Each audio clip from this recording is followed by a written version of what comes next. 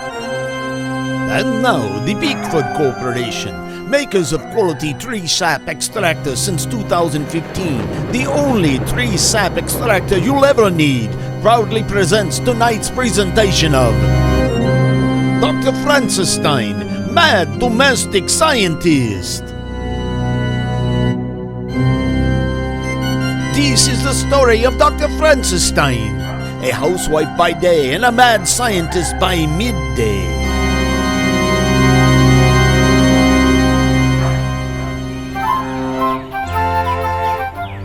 As today's episode begins, Frances has prepared breakfast for her husband Harold and their two children, Bobby, age 9, and Sally, age 7, to get them started on their days.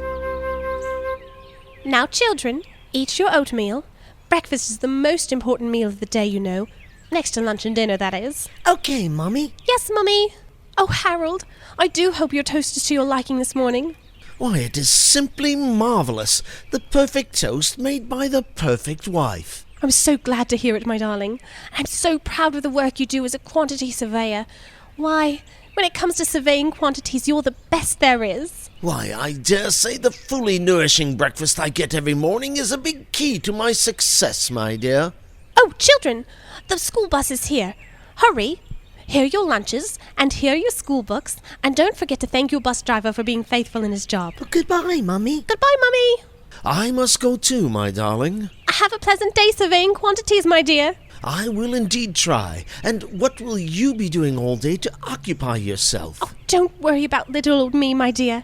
I'm sure I'll find something to do. Of course you will. Goodbye, my darling Francis. Allow me to give you a little peck on the cheek.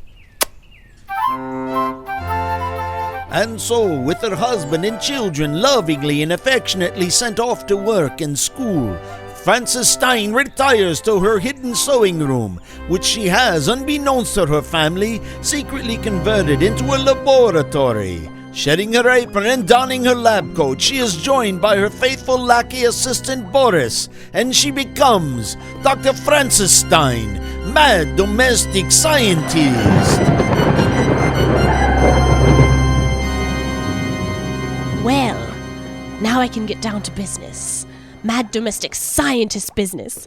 Boris, my submissive and loyal servant, where are you? I'm right here, Doctor, where you left me, eagerly awaiting your return. And what mad experiment will we be conducting today, Doctor?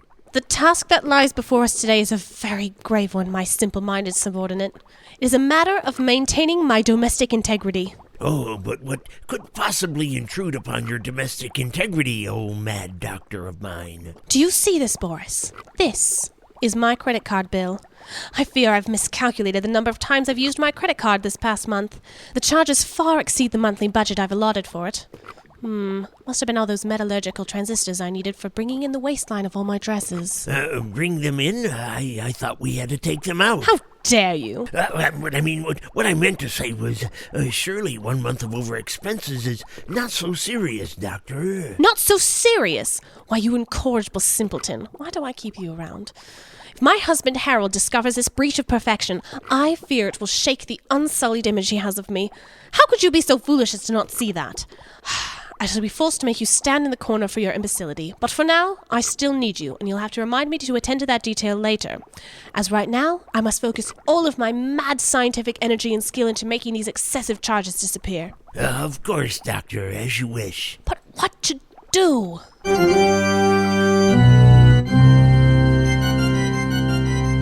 And so, Dr. Frances Stein sets herself to the task of making her credit card bill disappear. She first considers hacking into the credit card company's computer system to cancel her debt. But that's impossible, I'm afraid. I'm a mad domestic scientist, not a mad computer scientist. She then considers ripping the bill up. Oh, but begging your pardon, Doctor, that will not make the bill disappear. They will only send you another one next month. She then considers a different approach to the problem and hits upon the solution. Rather than make the debt disappear, I should consider some ways to generate income that I can use to pay off what I owe. Well, perhaps you can conduct an experiment and create counterfeit money, Doctor. Don't be foolish, you irreformable henchman. There's not enough time to accomplish such a task. No, rather I need to examine all of my assets and determine which of them I can sell. Oh, your car, your television set, your dining room furniture? Once again, you're trying to think with your own diminished brain capacity and not with the brain of someone intelligent. If I sell those things, my husband will surely notice, and then he will no doubt discover that I've overcharged on my credit card. Well, then perhaps you can rent out something that you own, Doctor. Of course. But what? Oh, Doctor, why are you looking at me that way? Eureka! I have it. Boris, I will rent you out, my faithful and obedient servant. What do you mean, Doctor? You don't do anything between the hours that you assist me in my laboratory. During that downtime, I can rent out your services to my neighbors. Audrey Bellows conducts a laboratory in her secret guest bedroom. She's always told me how much she'd appreciate having a lackey to assist her and blame for all of her failures. Julie Menchelson could use a servile assistant to experiment in her secret pantry laboratory. And I could easily rent you out to Veronica Plummet. Veronica Plummet? I didn't know that she was a mad domestic scientist. Oh, she's not. But she does enjoy sitting and reading romance novels in the evening. She'd gladly pay me for your services as her footstool. But Doctor... Not another word, my monetarily lucrative minion. I will go and arrange for your rental. I expect you to serve and assist those other mad domestic scientists just as faithfully as you do me. And of course, I will expect you to be here promptly in the morning, willing to labor and eager to serve. Yes, of course, Doctor, as you wish.